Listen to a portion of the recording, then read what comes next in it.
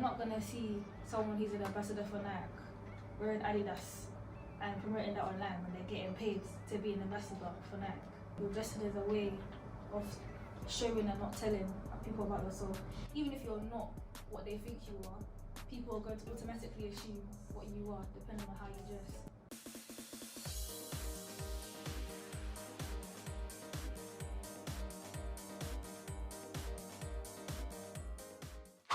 Hey guys, my name's Savior. My name's Happiness. My name's Eniola. My name's Davina. And welcome back to another Elevate Her YouTube video.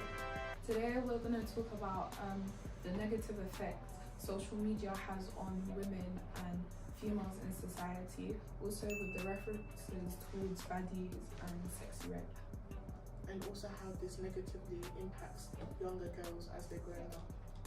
Social media influencers such as xyRed, I feel like, don't get me wrong, like even though she may be doing her music, I feel like the way she portrays herself, especially because of what she wears, it kind of has like a bad influence on like females and women. Because don't get me wrong, I'm not trying to say that she can't dress how she pleases. She's an artist, it's a form of art. She's gonna dress how she wants to be approached.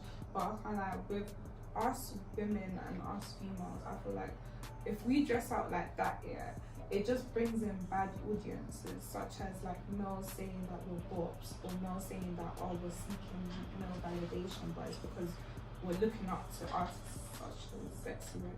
I feel like this also affects young people, because on Instagram a few days ago I saw this, she didn't even look like, she looked like 4 years old, and her mum was making her sing xyRed and sing the swear words as well. So I feel like if we're making our younger children see this, then what does the future hold? What are they going to be like when they're older? And especially since xyRed on Spotify, her monthly views are like 23 million, and majority of these are young females, young girls, and this is also evident as in TikTok comments. You can always see that people are promoting her songs, they're loving her music. Even at Wireless, most of the people in the crowded audience were young girls, so it's a really bad and negative impact on them. But I feel like we can't just say xyRed. This has been going on. Like I feel like it's just now that it's more like people are more talking about it more. You get what I'm trying to say? Because it's, as you say, like it's affecting the younger generation. Even though we're the younger generation, to be honest, like we're the people that are seeing it. I feel like also the fact that you see how she came to the UK for Wireless. You can tell the difference like between like how she acts and like how we act. I'm really saying that because it's mainly American people, not to say like we don't do it as well, but mainly American people that do kind of promote this idea onto like the younger generation. So I just feel like, I don't know, it just gives, what I'm trying to say is that we shouldn't really like say too much on xyRed because I don't know. Yeah, I get that. I think it's because, like you said, that it's more based in America. You know, everyone in America, we're outside, it's this, that, and the third. In the UK, we're dealing with rubbish weather, not outside. Summer's not all that. And I kind of like, with the whole stigma of how females should dress as well, I feel like even though like us as females, like we should be able to be comfortable in whatever we wear, but like it could be a thing where we're going out on a night with our girls, yeah, and we dress a certain way. Immediately to the male population is, oh, we're trying to seek validation from them, or oh, we're putting on tight dresses to please them, when that shouldn't be the case. I feel like if a female wants to wear what she wants to wear, she should be able and comfortable to be able to wear whatever she wants to wear.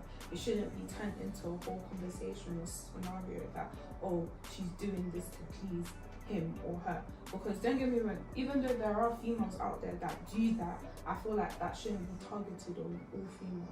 I do get what you're saying, but if we're gonna like do a debate, like, I'm gonna talk from the other's perspective. I say that of course like what you wear doesn't define your character, but like there's a lot of things that can make you as a person, like your culture, your background, how you grew up. So in a sense, the way you dress does promote a kind of attitude you get. you're not gonna see someone who's like doing like say making content, say like an OnlyFans, just in that all covered up. Do you get it?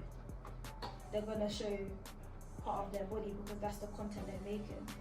So although yeah, you are allowed to dress a certain way, but I say we're not dumb, just with a sense that you know what you're going into. Say like if you're gonna put on something, you know, revealing, you know that there's gonna be inappropriate people on the street that are gonna holler at you in some certain way. You know that if you dress, you know, more modest, there's gonna be people that are gonna have their own opinion. I feel like you can dress how you want to dress, but it's the way you act when you dress that certain way, because that's when the stuff like being called ghetto is brought up, or being called a bot or a hoe, because more time is the people that are dressed in like scandalous ways that are, you know, that are those hoes and bots. Like, no offense, but that's what it is. It's hard to like tell the difference between one person that just dresses like that, or like one person that dresses just because they want to get that validation. You get. You know, the thing is, let me put it this way: if you're being sponsored by Nike, you're going to wear Nike clothing because you're an ambassador for Nike. You're not gonna see someone who's an ambassador for Nike wearing Adidas and promoting that online when they're getting paid to be an ambassador for Nike. Same way, you're dressed as a way of showing and not telling people about yourself. Even if you're not what they think you are, people are going to automatically assume what you are depending on how you dress. So with this whole thing of, I'm not gonna just say xyRed, the artist dressing in a certain way and younger kids getting into a certain way, I feel like kids nowadays, they're forgetting how to be kids and they're growing up too fast.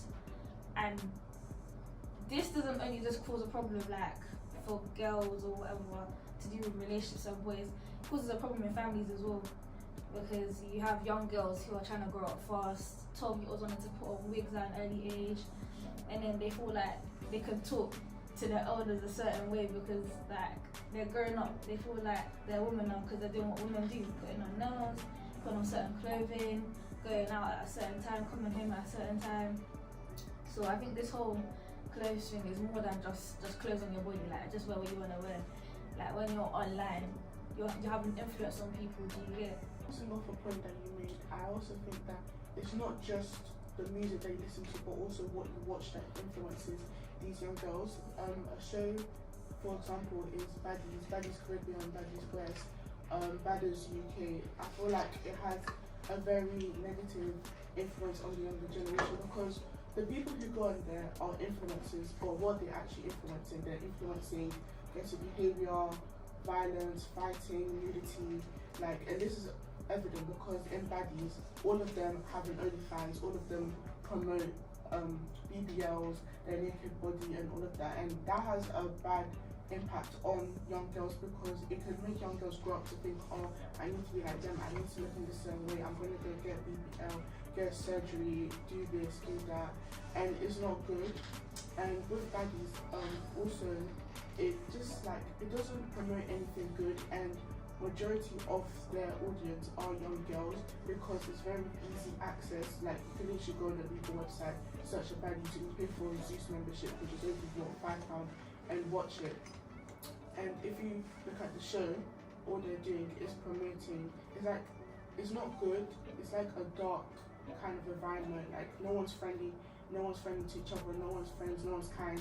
And because people who go on Baddies, if you look on social media, you can see that you can come in as best friends. You're going to leave as enemies. You're not going to get paid that much. That's why most of them have a side hustle. And it's not even like the side hustle is good as well. The side hustle is OnlyFans. And if they're saying that on the show, the kids watching it, what they're going to think, oh, I'm going to grow up and I'm going to do OnlyFans, because realistically, OnlyFans and being a porn star is all easy money and it's very accessible. So I feel like that's another thing that's impacting the younger generation. But also, Baddies also might make girls, especially dark-skinned girls, to not love themselves because of the colorism that's portrayed on the show.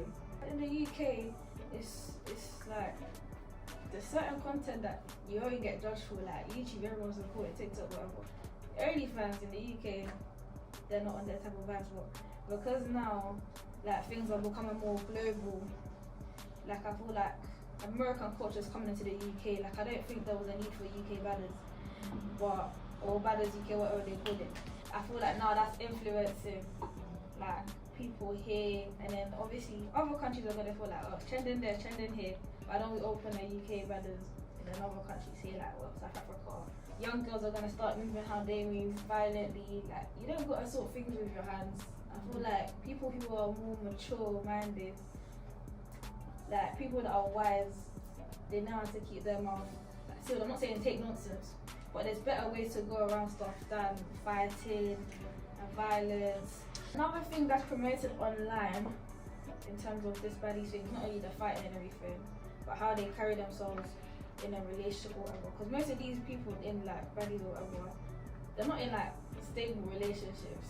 It's more like baby dad, baby moms. I feel like there's a loss in like value in pure commitment and relationships, and you know, committed relationships, whether it's boyfriend and girlfriend or marriage or fiance. I feel like now more girls are feeling like, I'm not saying, I'm not judging girls who obviously get pregnant and stuff like that out of wedlock. Things happen, you get, but now it's becoming more often that girls feel like you get like it's okay for a man to treat me like this because I've seen it online. You get what Davina was saying about how so when she was speaking about baddies, I feel like a way that they kind of like manipulate the younger generation is by covering it as they're being their own bosses or being independent, and that's why kids feel like they need to watch them like get influenced by it because they're making it seem like it's good, like because their way of making money is you know, it's not, there's no cons to it. You get when there is cons, like even I'm not on the show, but I know the cons, but you know, there's kids on there that just take it as what they see, so they don't really understand. Like, they're still getting hate, they're still getting you know, death threats, you know, but they don't say that to them because that's why they think, oh yeah, this is a good idea. Shows like that are not good as like overall. If you can't be, because they're not being real. They think it's real because reality TV show, but it's not real at all. With younger people thinking all these like influencers or these big celebrities, they think that the lifestyle they're living is real, like they work for their P. Don't get me wrong, I'm not saying that some like influence out there, some like actual celebrities, they didn't work, because obviously you've all got to start from somewhere, but let's be honest here, some of the people that are on baddies are kind of like, what you see online is not always perceived to how it is in real life. Because some people could say, yeah, I went to Dubai this week and then I went to Malta the next week. But they could, I'm not trying to judge no one, but it could be a thing where, bro, the house they're living in ain't TT.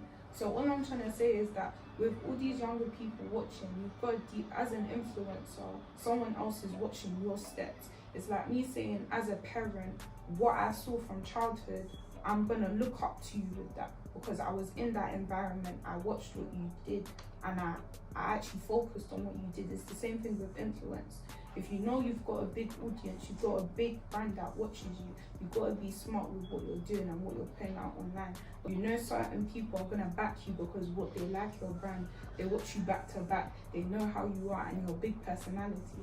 So it goes back onto what Saviour was saying, that sometimes there is cons to all these reality TV, because let's be so for real, reality TV isn't always the truth, I feel. Younger people also need to realize that what you're watching is not always the truth. There's always another truth to the actual truth. Thank you guys for watching the video, and make sure to like, subscribe and comment down below your opinions and also any feedback you have for us. Make sure to follow us on all our other Elevate platforms.